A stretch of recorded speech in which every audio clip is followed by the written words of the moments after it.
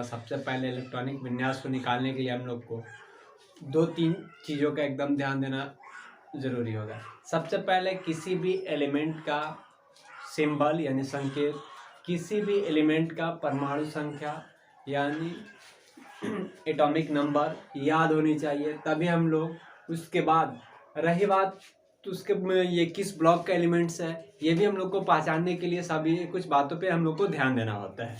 जैसे एक periodic table में 4 ब्लॉक होते हैं। एक पीरियोडिक टेबल में कितने ब्लॉक होते हैं? 4 ब्लॉक होते हैं। जैसे एस पी डी एफ ये होता है, ये हमारा कितना ब्लॉक होता है? 4 ब्लॉक होता है, यानी एस पी डी एफ। तो अब आइए एस पी डी एफ में हम लोग को ये भी बताया जाता है कि एस ब्लॉक में 2 ही इलेक्ट्रॉन रह सकते हैं, 2 से ज़्यादा नहीं रह सकते हैं। पी ब्लॉक में 6 रह सकते हैं, 6 से ज़्यादा नहीं रह सकते हैं। इसमें 10 रहते हैं, 10 से ज़्यादा नहीं रह सकते हैं। इसमें 14 रहते हैं, 14 से ज़्यादा नहीं रह सकते हैं। इसके बाद हम लोग एक और नियम होता है इलेक्ट्रॉनिक विन्यास निकालने का, जिसको हम लोग बोरबरी का नियम कहते हैं। जैसे कि एल एम एन ओ के नाम से जानते हैं। इसको हम लोग बोरबरी का नियम कहते हैं। जैसे इसमें इलेक्ट्रॉनों की संख्या रहती है 2, 8, 18, 32। ठीक है, यहीं तक हम लोग डिस्कस करते हैं। 2, 8, 18, 32।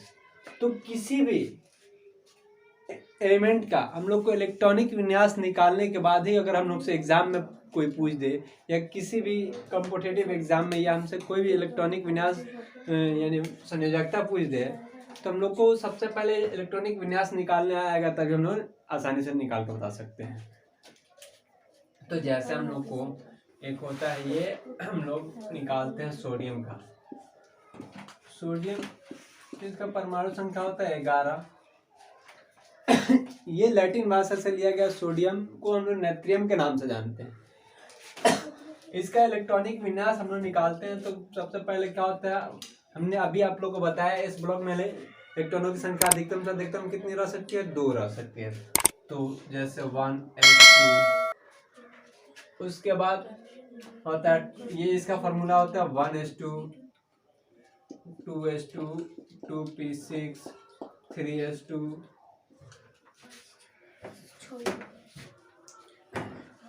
3p6, 4s2, 3d10। ये होता है हम लोग का नियम। तो अगर हम लोग निकालेंगे सोडियम का, तो जैसे 1s2, 2s2, 2p6, 3s1। अब आइए, ये हमने सोडियम का इलेक्ट्रॉनिक विन्यास निकाल के दिखाया आपको। यानी तो 1s2, 2s2, 2p6, 3s2, यानी इसके कितने एटम है? 11 एटम है। तो यहाँ पे भी 6, 4, 10, 1, 11 हुआ। अब आइए, इसके बातम कक्षा में इलेक्ट्रॉनों की संख्या कितनी हुई? इसके बातम कक्षा में इलेक्ट्रॉनों की संख्या 1 हुआ।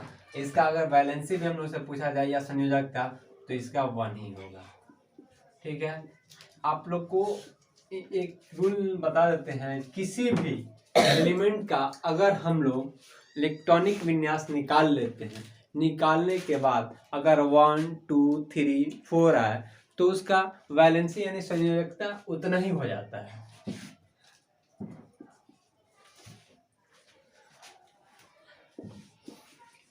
That's all.